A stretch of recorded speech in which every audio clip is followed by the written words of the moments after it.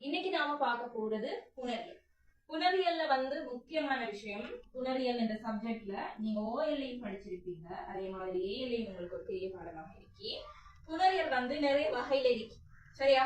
பிரதானமாக நாம பார்க்க போறது அகப்புணர்ச்சி, புறப்புணர்ச்சி. உங்களுக்கும் நாணயத்துக்கு ரெண்டு பக்கம் இருக்கிற மாதிரி இதுக்கும் இருக்கு, அகம் புறம், சரியா? அகப்புணர்ச்சி அதே மாதிரி புறப்புணர்ச்சி, சரியா? அகப்புணர்ச்சி, புறப்புணர்ச்சி. அகப்புணர்ச்சி என்றால் என்ன, புறப்புணர்ச்சி என்றால் என்ன, அது அகமா புறப்புணர்ச்சியான நம்ம எப்படி கண்டுபிடிக்கிறேன்னு நிறைய பேருக்கு டவுட் இருக்கு, சரியா? சிம்பிளா சொல்றேன், நல்லா நோட் பண்ணி வச்சுக்கோங்க. அகப்புணர்ச்சி பகுபத உறுப்புகள் ஒரு சொல்லாக வரும்போது ஏற்படுறதுதான் அகப்புணர்ச்சி.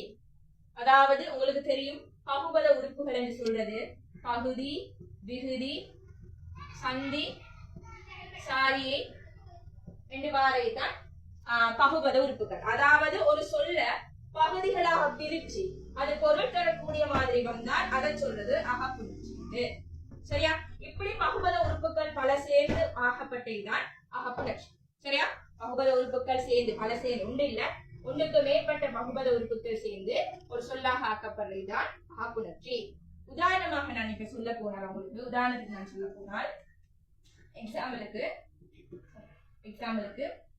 இப்ப சரியா, மரத்தை என்று சொல்லும் போது இது அகப்புணர்ச்சியா புறப்புணர்ச்சியான்னு பார்க்கிறதுக்கு இதை நான் ஃபர்ஸ்ட் பிரிப்போம், சரியா? இதை பிரிச்சிங்க பார்த்தீங்கன்னா மரம் பிளஸ் ஐ என்று வரும், அதான் மரத்தை என்று வரும். ஆனால் இது இப்படி ஒழுங்காக பிரிச்சிங்கன்னா மரம் சக அத்து சக ஐ என்றுதான் வரும், சரியா? இப்ப இந்த அத்து என்று சொல்றது பிள்ளைகளே சாரியை, பகுபதம் பகாபதத்துல படிச்சிருக்கீங்க.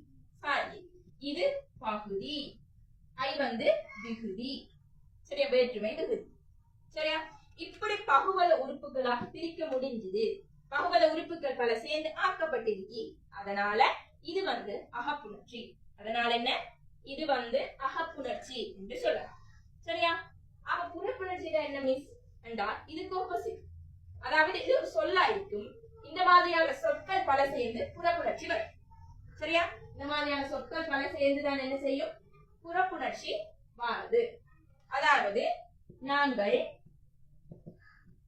மரத்தை வெட்டினோம், இப்படி அகப்புணர்ச்சிகள் பல சேர்ந்து வாங்க ஒன்னா வருது, ஒரு வாக்கியமா ஒரு சொற்றொடராக வரைத்தான் புறப்புணர்ச்சி, சரி?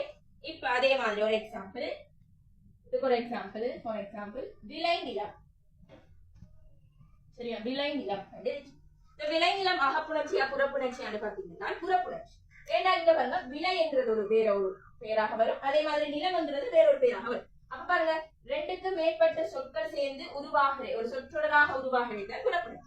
இது ஒரு சொல், இது ஒரு சொல், ரெண்டும் சேர்ந்து ஒரு சொற்றொடராக என்ன செஞ்சிருக்கி, உருவாகி இருக்கி, இதை சொல்றதுதான் புறப்புணர்ச்சி. அப்ப பகுபத உறுப்புகள் வந்தால் அகப்புணர்ச்சி, பகுபத உறுப்புகள் சேர்ந்து வாக்கியமாக ஒரு சொற்றொடராக வந்தால் அதை சொல்றது புறப்புணர்ச்சி.